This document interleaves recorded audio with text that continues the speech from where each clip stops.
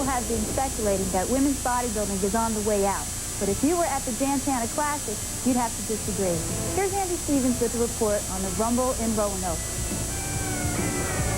You expect a pro bodybuilding contest to take place in a bustling urban metropolis like New York or Chicago. But the Tana Classic happens every year, literally in the backwoods.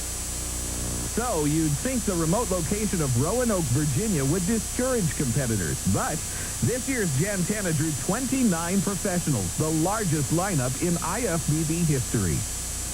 Tana won the Bodybuilding and Fitness Academy Award for Best Stage Production for this event. And for fans of female bodybuilding, it runs a very close second to the Ms. Olympia as the show of choice. In 10th was Audrey Harris, who had placed third at last year's event when in better conditions. The Florida police officer has had her competitive ups and downs over the past few years, but she keeps on coming back in hopes of improving.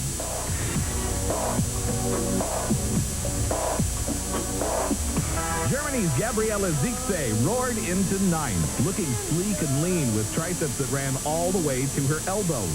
Since her amateur world championships win in 1990, she has been struggling to get some recognition at the sport's highest level.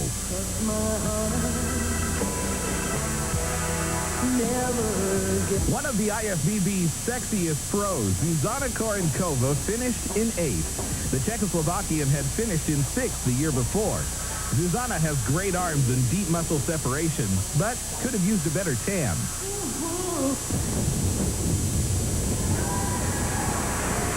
The IFBB men's division has their giant killer in the form of Danny Padilla, and now the women have Krista Baug. The pint-sized German has big, peaked biceps and a well-developed back.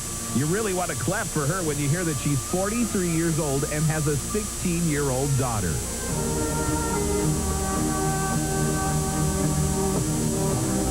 Another German, Diana Gimler, placed 7th. A good friend of fellow German, Anja Schreiner, her posing routine reflected her many years of gymnastics competition.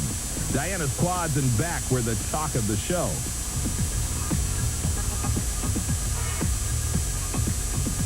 In 5th was 1992 Canadian champion Laura Carolan. She was in very lean condition and had almost no weak body parts besides her shoulders. And in the symmetry round, a lack of wide delts will knock anyone out of the top placing.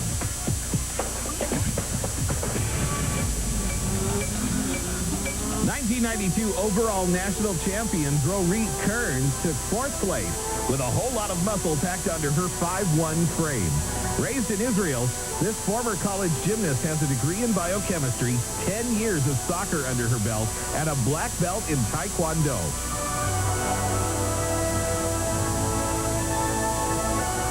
This was Tanya Knight's first appearance since her marriage and subsequent layoff from training and competition.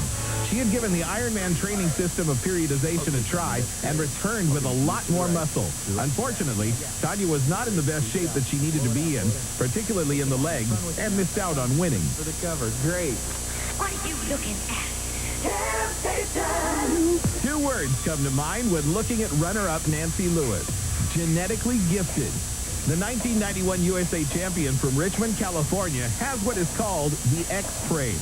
Wide shoulders and lats, a tiny waist and hips, and full sweeping thighs. Nancy was very full and ripped, and this was the second year in a row she had to concede the top spot.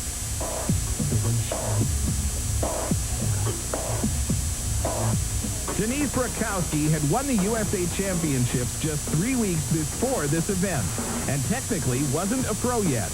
The other competitors probably wish she hadn't been offered a special invitation to compete. She was so good that even though she had a stomach flu the week before the show and lost 5 pounds of muscle, Denise still managed to trounce everybody. Such a dominant newcomer is she that she went on to take 2nd place in her very first Ms. Olympia event.